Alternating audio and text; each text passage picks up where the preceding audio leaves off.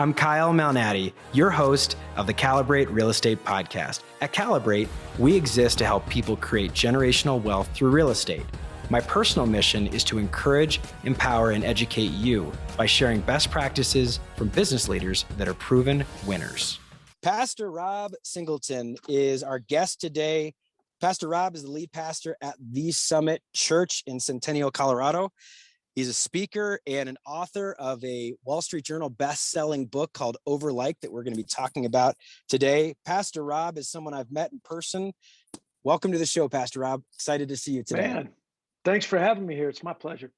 Well, we were introduced back in 2016 by a mutual friend and acquaintance, someone who's actually a client of mine and someone that attends your church, Jason McCool.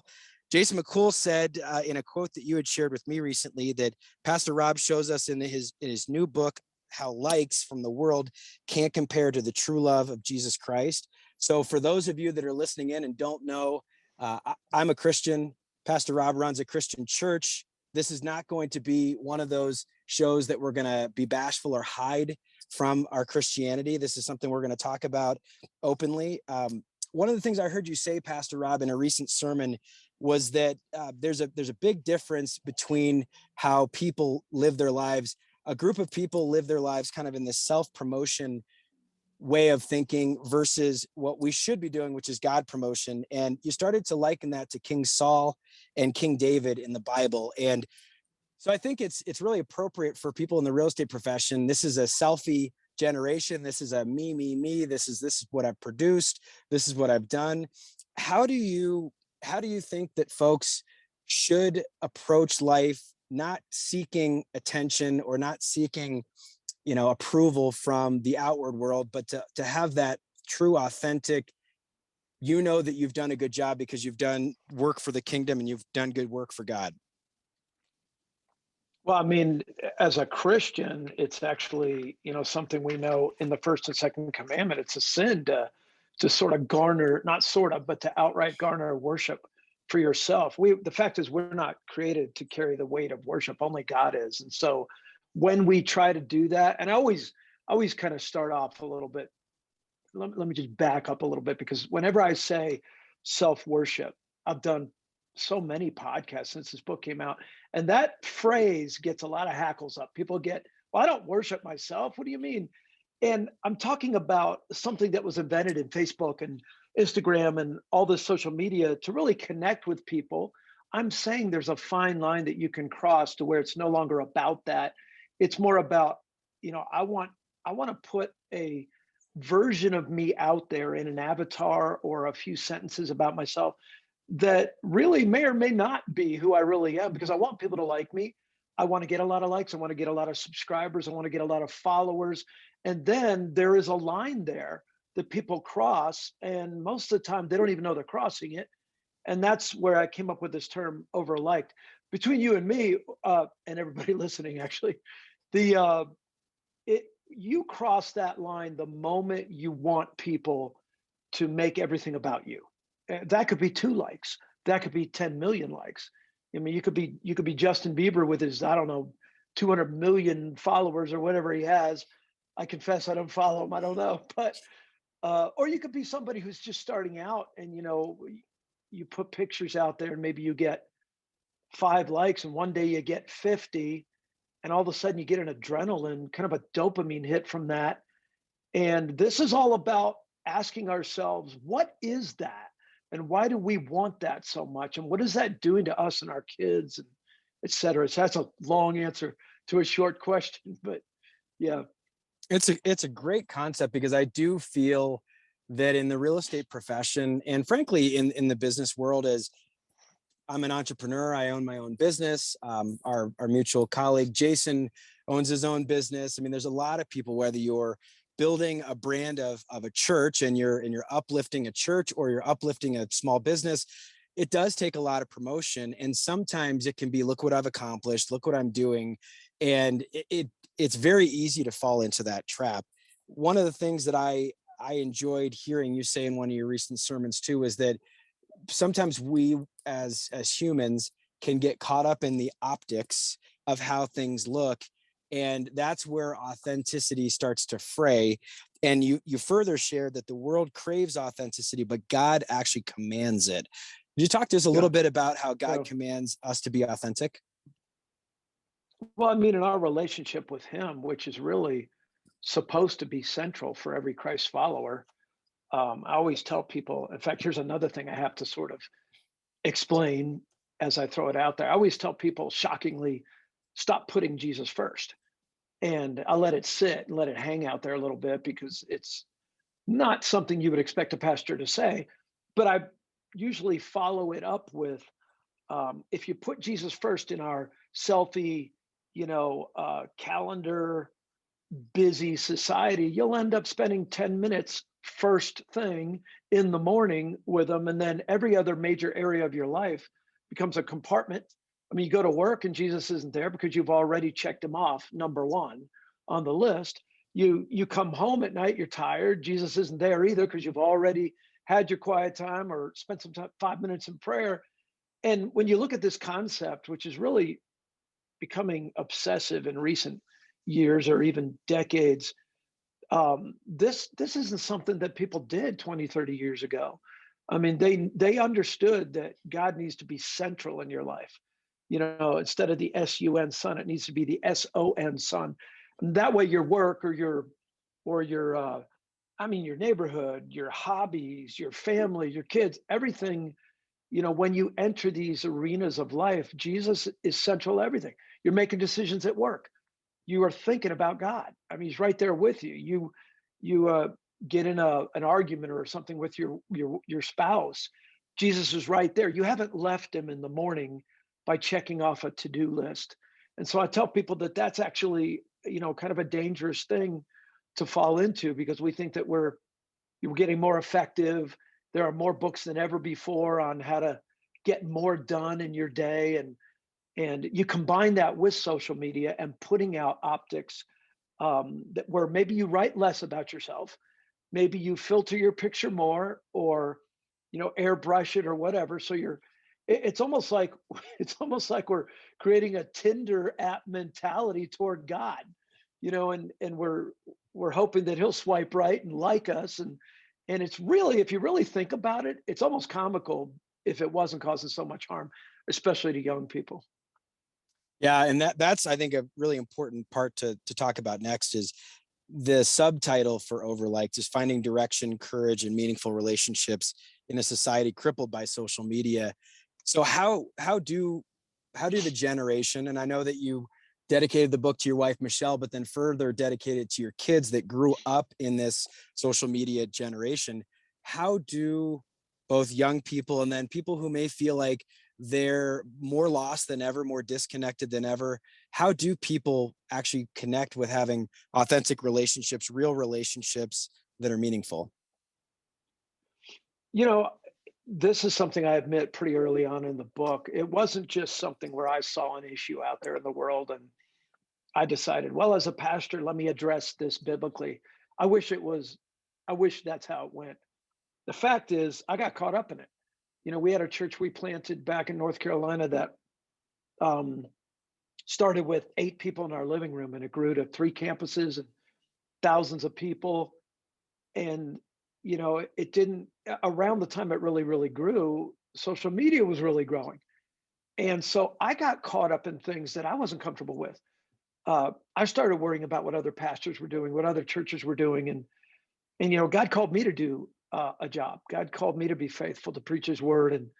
And there was a season, it wasn't very long, thank God, but it was, any season doing what I'm about to tell you is too long, where I worried more about, how I was growing my Instagram or growing Facebook. And I, pastors will say a lot of safe language, like, we're just getting the word out, we're just trying to spread the love of Christ. But it's sometimes a pretty blurry line between getting the word out about Christ, or are you really getting the word out about yourself and trying to build your own platform? And, I apologize to my kids, apologize to my church. And I think that's where the book really began. I did a study comparing King Saul and King David, because this isn't a new problem.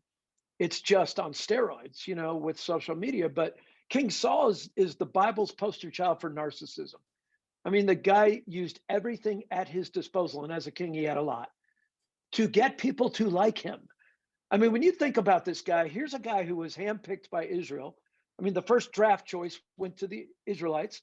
God said, "I'll sit back and I'll let you pick." And they pick a guy, and it literally says in the Bible that he was head and shoulders taller than anybody in Israel and more handsome. And that's it. That's all it says about the guy. He could dunk a basketball. He looked like Brad Pitt. And that's all his qualifications, not a single comment about his character or his ability to lead.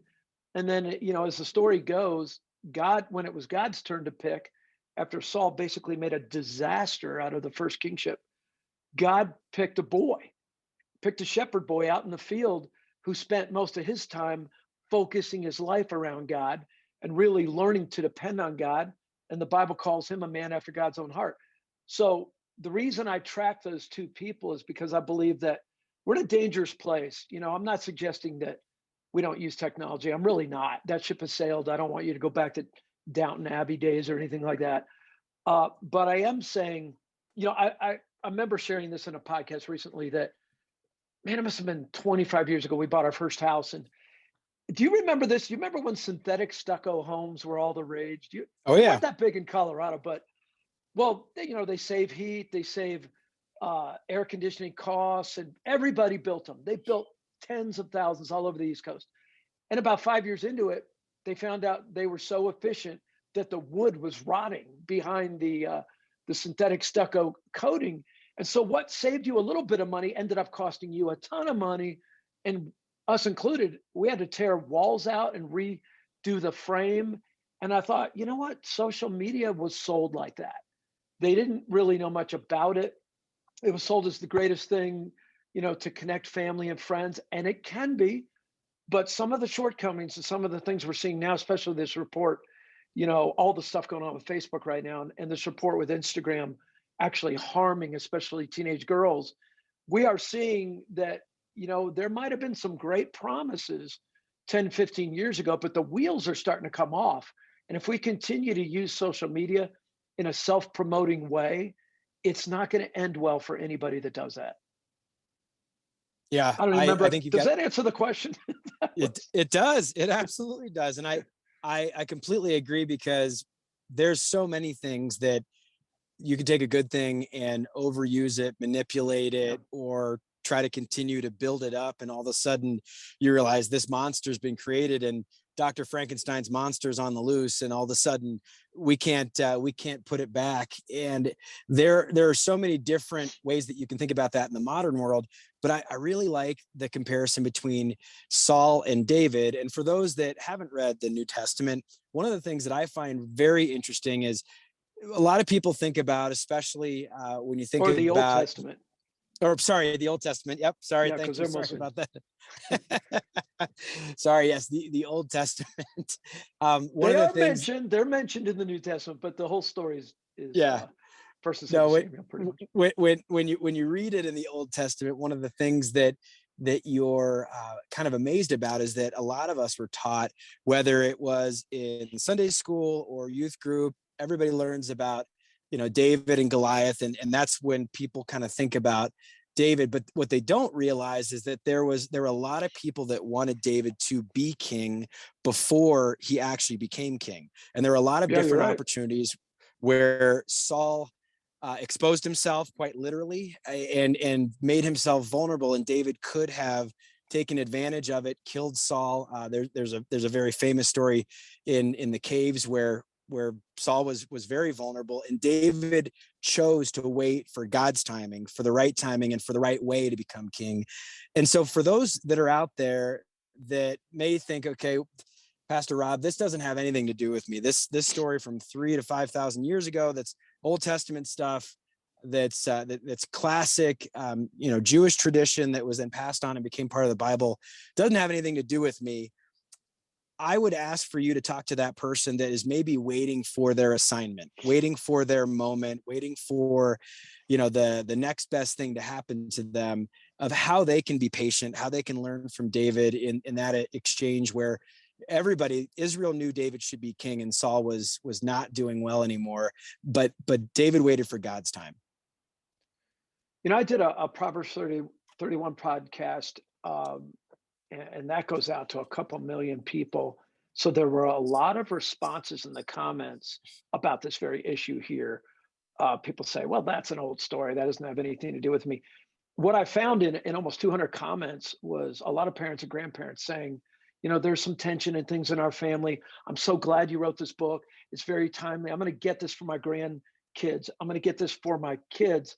And I gently, it wasn't mean-spirited or anything, but I pushed back pretty quick and got a conversation going in the comments where I said, it would be better for you to get this book for yourself and them and go through the study guide, because if you think it's just for them and you don't recognize any problems you might have, you're not going to be able to help them.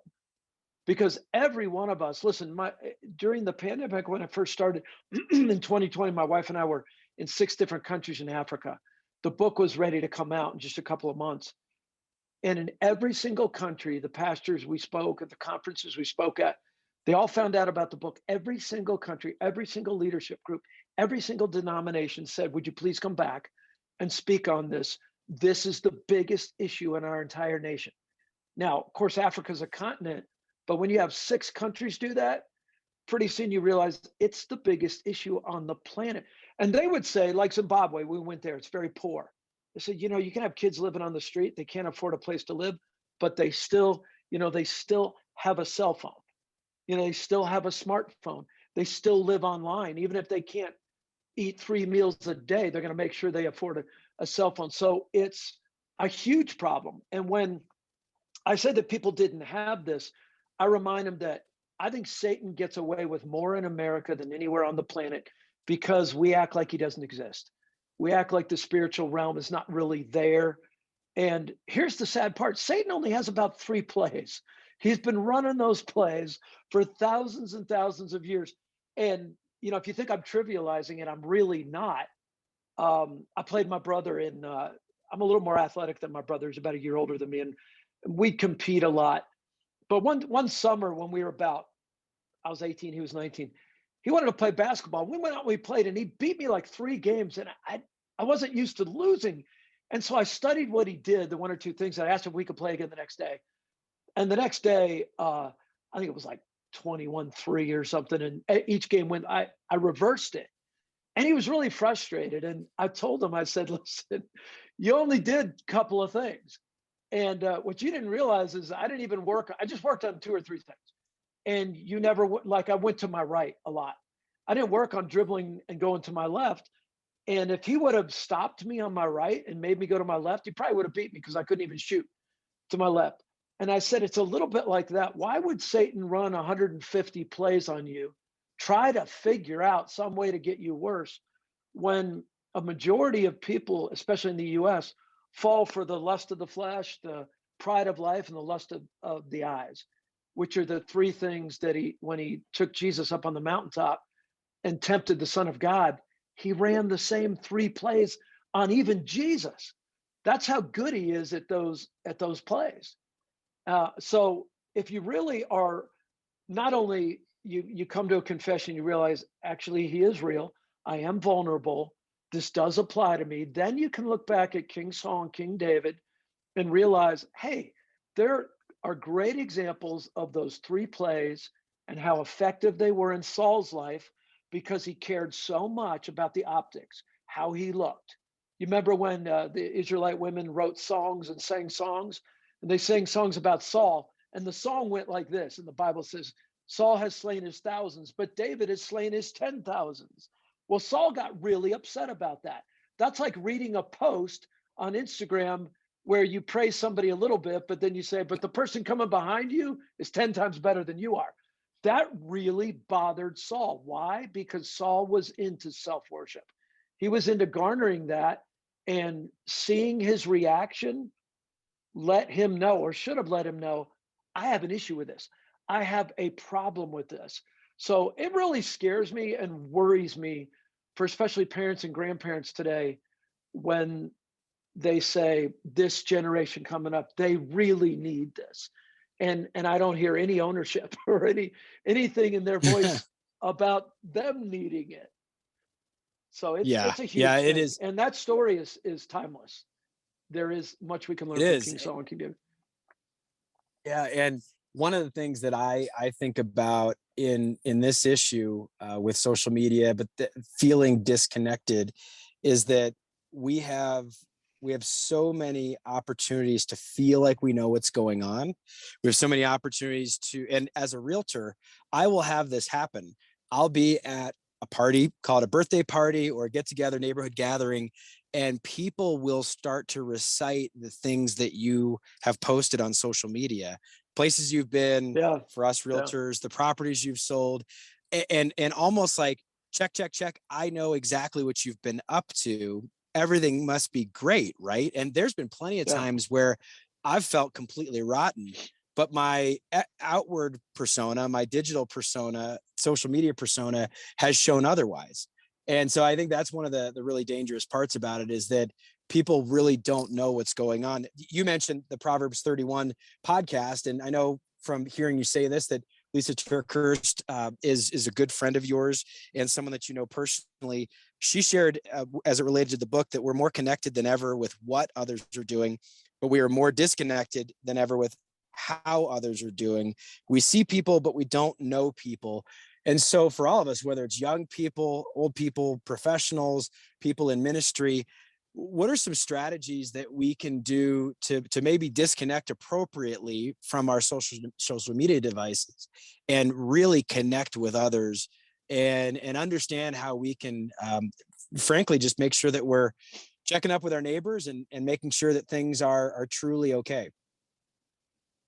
I think a lot of people that pastors, we just finished a very, very tough series at our church talking about a lot of things that pastors should have been talking about in the last 5 years and they've not been talking about, that have really cut the legs out from churches. Art and Lisa Turkers, they were part of those 8 people in our living room 25 years ago that started that church I was telling you about. They're some of our best friends, and they saw me go through this. I've seen her go through this. I've seen him go through this. It's something that I think when we admit it, um, and you think about, for example, Lisa, you think about her reach. I think the more your reach or your influence grows, obviously the greater the temptation is going to be to do whatever you have to do to keep that thing strong and going. Usually we think only the world struggles with that, but other people can as well. And so um, we have put a lot of help for families and help for individuals in our conferences and stuff. I'm doing a conference tomorrow night. It's a virtual conference. Christine Kane's going to be there, or she's one of the speakers. Candace Cameron Burr is going to be there. And all of it is a family conference. It's called Christian Parenting. And the conference is called Perfectly Imperfect. My whole subject, the reason they asked me to speak, was this whole thing going on with Facebook, this whole thing going on with teenage girls, this inability for a couple of things. First of all, they can't not sign on. I mean, they get on in the morning, their phones get going, their computer gets going, and they're on it all day. I mean, you can see a group of teenagers and you can see 10 teenagers in a circle. They're not even talking to each other in the circle. They have their phones up and they're texting people miles away when they're physically with people in a circle. So they're losing the ability to be able to relate. So in my talk, it's about a half hour, but the talk that I give, um, it's this: every parent wants to know how they can get their kids to follow Jesus above anyone or anything else. And so we talk about what you just asked. Some of the things that you can do before you get on social media that can make sure that you're about to enter that world with a godly mindset, that your heart is right, that you're not about to, you know, garner worship at your own personal shrine called Facebook or your own personal church called TikTok, that you are going on there maybe to be helpful or to spread the news or whatever. Um, and a couple of those things are real simple. I mean, here's one. When you go to the keyboard, which I've got up here right now, and you extend your 10 digits, I tell people to think about the 10 commandments and then hold up one finger and think about the first commandment and the first two, really. Have no images, have no other gods before me. And so that all the commandments hinge on 1 and 2, which is if you start to worship anyone or anything else, you've already gotten off track on the 10 commandments right out of the gate. And so if you're saying what I'm about to type, where I'm about to go, the video I'm about to do, the TikTok dance I'm about to represent, the lyrics of the song back there, are they to garner praise of myself, or are they to help somebody else? So you think about that first commandment. That's one thing that you do. Another thing that we do on there is we talk about, how when people pick up their phone and they're gonna, most people text with their thumbs. And I say, well, in using your phone, your thumbprint is actually now and your face how you unlock your phone. It's uniquely you. Nobody has a thumbprint like you. So I say before those uniquely you digits hit that phone, ask yourself, is what I'm about to do, is this the me I really want to be? Or am I about to put my thumbprint on something that God doesn't really want? Now, those seem like, simple little things. The reason I like them is because usually people get online really quick. And so they reach for the keyboard like that. They reach for the phone like that. So if I can start to get them to think about those two actions completely different, the first commandment and uniquely you, then I think they're going to get into a good habit, and they're going to enter a social media world completely in a different frame of mind, a more godly frame of mind. And listen, is it going to solve everything? No, it's a start. But at the end of the book, for those that are, I have these little tests at the end of every chapter. And somebody asked me in another podcast, how do I know if I have a problem? How do I really know? Well, I have these little tests, and by the time you get halfway through the book, you will know if you have a problem. And at the end is 21 days of prayer and fasting. It's called the Love Reboot. Our church just did it. And that is for people who, when they get to the end of this book and they're going, you know what, I'm far worse off than I thought. I want to get my life right. I want to be authentic. I want to have real relationships. That 21-day Love Reboot is for them. And so I would say it's for everybody. Our whole church did it. But I think sometimes if your issue is really bad, it's got a big hold, you're probably going to have to detox for, what do they say? It takes 21 days to form a habit. You're going to need to really commit to this and put a lot of things down. I'm a big believer in repeal and replace, not healthcare. I'm talking about, when you repeal a sin or a very bad habit in your life, if you don't replace it with something, you'll go back to it and you'll keep doing it. So if you're going to repeal, 10 hours a day, or let's say you go to bed with your cell phone every night, another bad habit, and you carry it to bed and you stay up with the blue light and watching things. Well, if you're going to say, well, for 21 days, I am not doing that, well, then you need to replace it with something else. In other words, you might, if you're married, you might want to, you and your spouse to say, hey, let's have a Bible study. Let's go through a book of the Bible together. And as we get ready to go to bed, that's going to be the last thing that we do before we go into REM, REM, rapid eye movement sleep. And those thoughts are going to be the last thing with us, instead of the latest TikTok video or the latest lyrics that are pretty bad in most of the songs. So there's a lot of little, you asked about what you could do.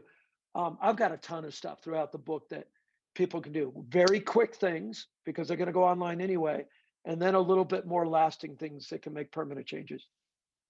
Pastor Rob, it's a great segue into the second half, the last half of our show, where I ask all of our guests, and it's an homage or a credit to a mantra of mine, Calibrate, which is actually what we named our brokerage company 5 years ago, is Calibrate Real Estate. And the name of the show is, I like to ask thought leaders, people who have studied a subject for a deep amount of time, that can create a book or create a sermon, how they calibrate their lives. And you talked about the 21 days. I've actually been a part of that, and was a part of that at the beginning of the year in 2016 in January.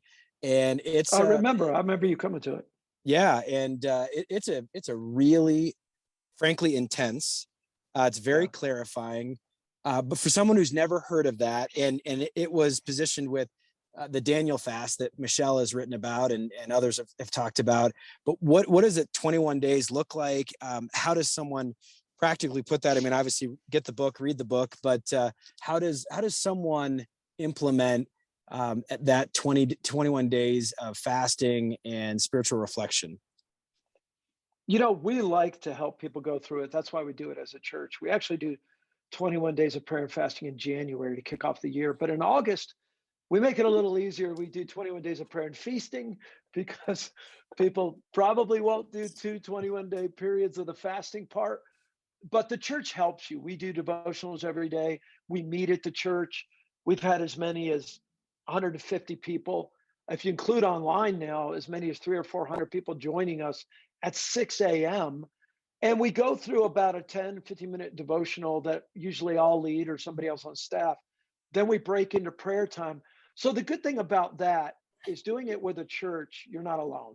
You're doing it with other people, and we're walking you through it and giving you tools. The good thing about the one in Overliked is that that doesn't have to be done with a group. That one can be done if you pick up the study guide. You can do it with your family, do it with your small group, or do it by yourself. And I do walk you through it. So it's the Daniel fast. Um, that's what it's called for most churches, because in the book of Daniel, Daniel was wondering about and praying to the Lord about what was going to happen to all the Jewish people in captivity, and he wasn't getting an answer. So he began to fast. And the reason it's called the 21-day fast is because he got his answer on day 21 when the angel Gabriel came to him.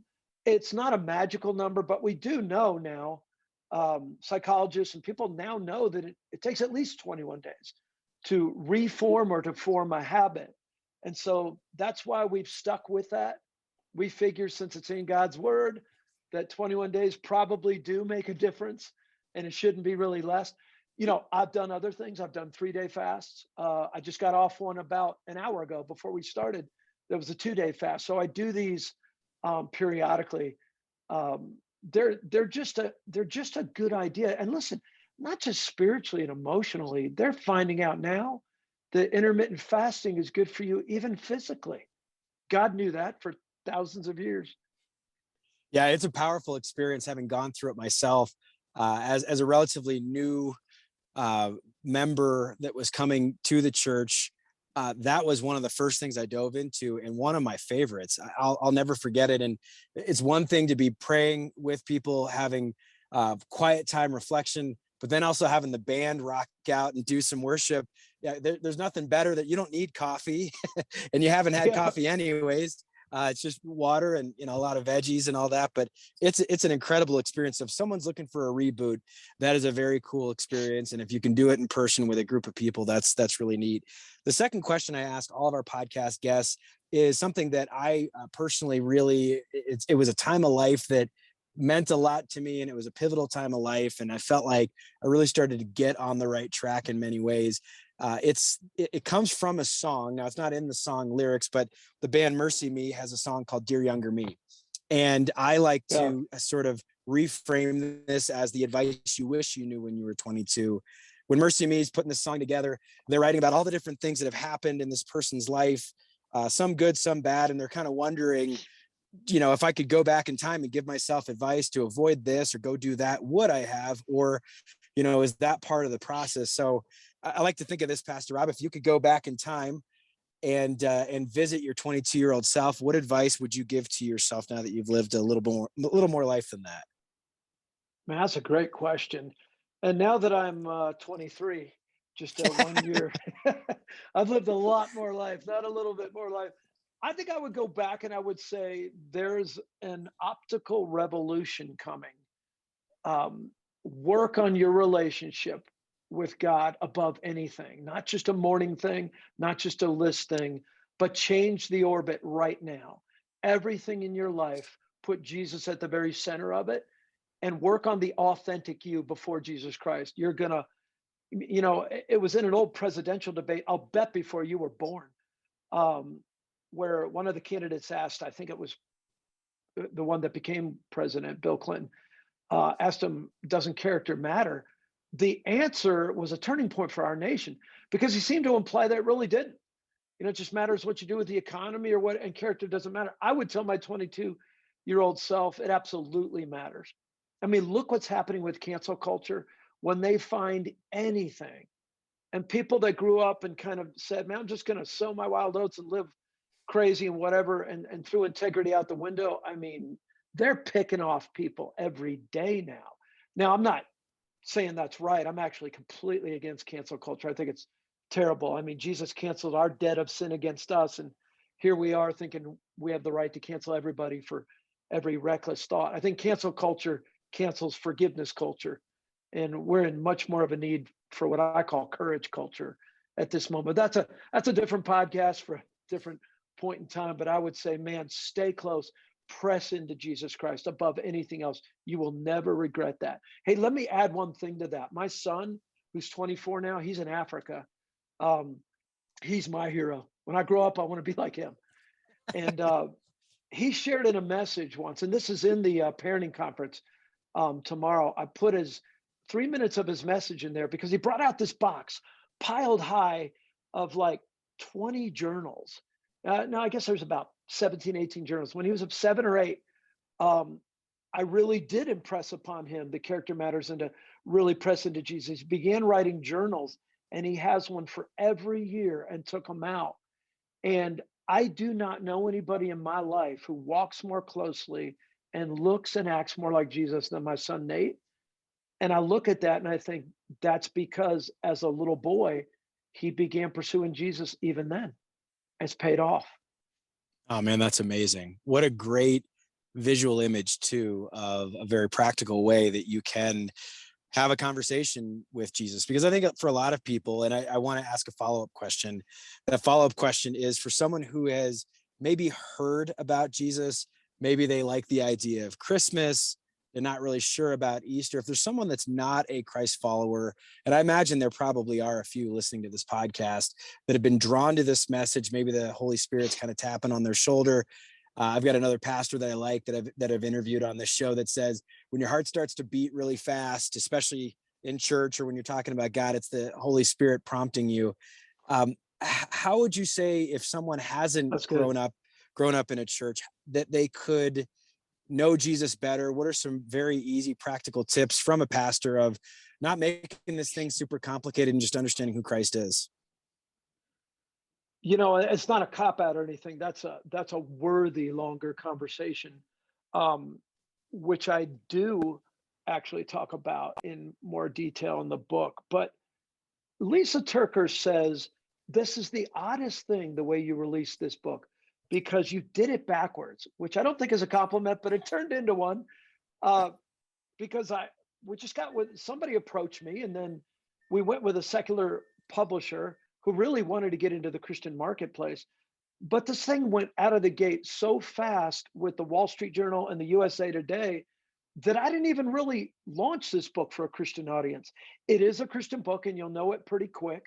But there are very practical ways, and I think if you look at the reviews and the stuff done on Amazon, you can see there's a lot of people. There's even a couple of atheists in there that say they really like the book because there are very practical ways that they can get out of this pit or this just this trap of social media, kind of feeling like it's forcing them to put a fake self out there. So I say it's a longer conversation because it's not just one or two things that can help. I think before you talk to people about how God can really change their life, you need to show them how their life needs to be changed and why it would be worth changing in the first place, and how it could be so much better with God. If they don't see that, then the world's going to go, I just want to make money and be popular. And obviously social media is great for that. So no, thanks. I don't see the need. So you hate to see this only become useful for people that hit rock bottom. I hope it doesn't take that for our listeners. Yeah, and one of the things that I have found very, very interesting, and I picked it up, I don't remember who said it at one point, that everybody wants to see a sermon, not hear a sermon. You know, very rarely do people want to be preached at or talked to about how they should do this or should do that. They really want to see that life embodied in action, someone living out what their faith is. And that's the most simplest way that I can offer, is that people get it. If you are living for God, they'll see that you're humble and you're honest and you've got integrity, but you also understand what truths are important to you. So I think those are a couple of good things to think about. The last question I asked Pastor Rob is actually was born out of the most recent question I asked you, the Dear Younger Me question. I was interviewing my career coach, who's a Christian, and I asked the Dear Younger Me question, and his name is Chris Oakley.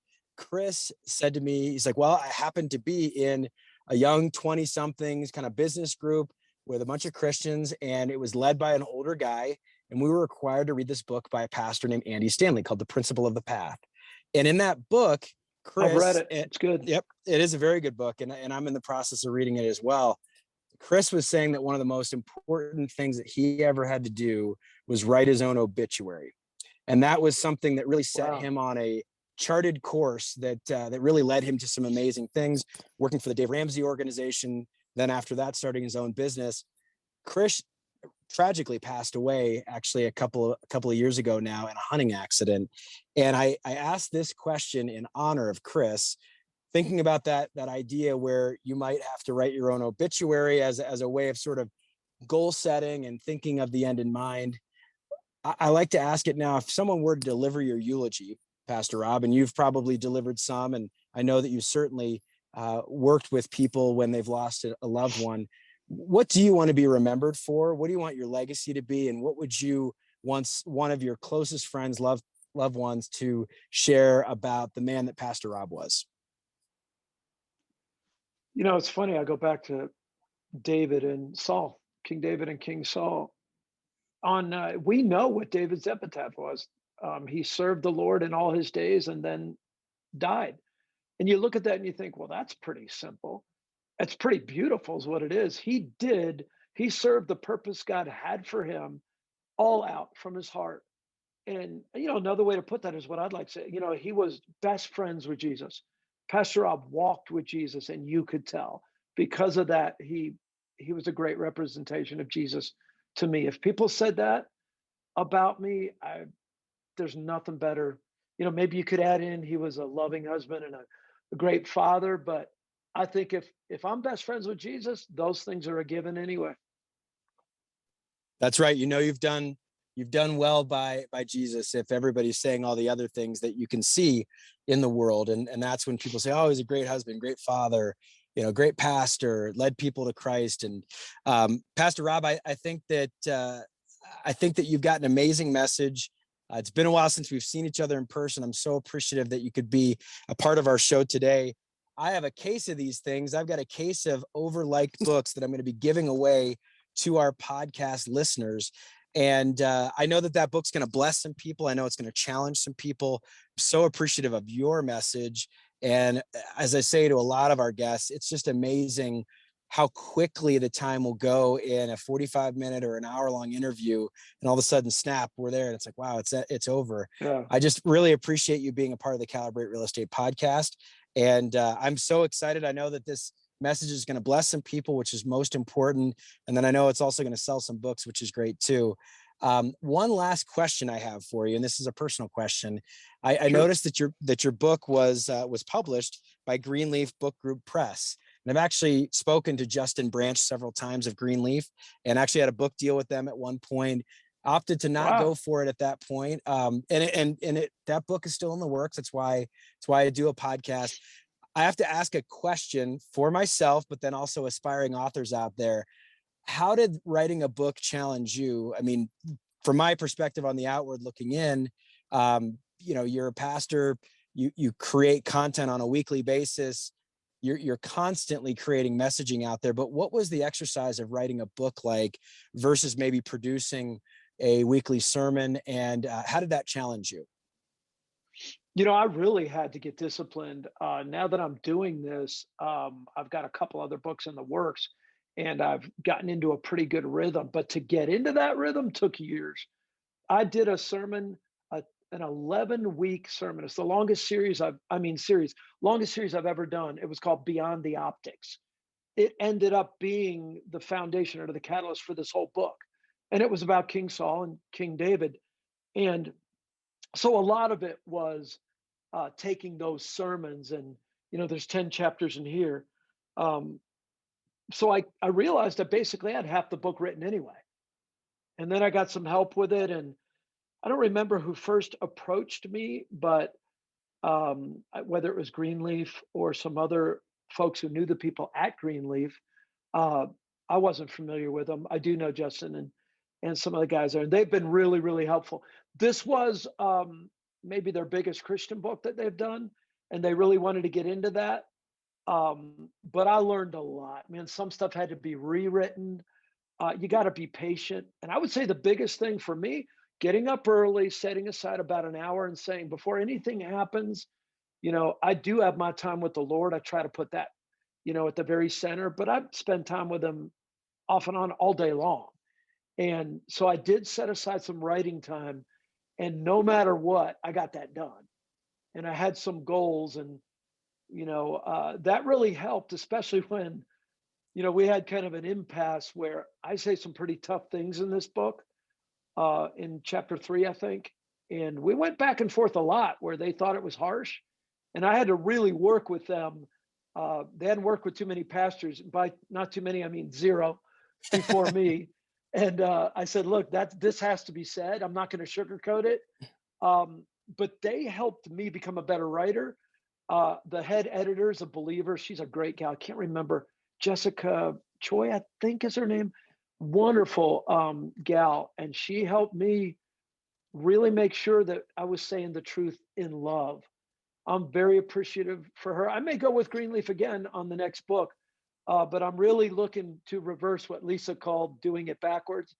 And I'm going to try and go with the Christian world first. I'm just now getting this book out to the Christian world. It's been out for 4 months, and I'm just now getting it out to the Christian world. Wow.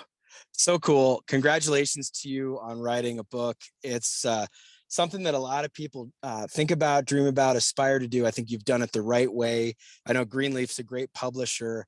I'm just appreciative that you've been on our podcast today. And Pastor Rob, for all of our past guests, for the people who listen in, the cast of thousands that listen in to our show, I just want to say thank you for taking the time, energy to tackle this subject, which is a much needed subject in our world. And for those that may not remember, I'm the host of the Calibrate Real Estate Podcast, Kyle Malnati. Special thanks to our podcast producer, Kayla Davis. And as I love to say, we will see you around the neighborhood. Thanks, everybody. Have a great day.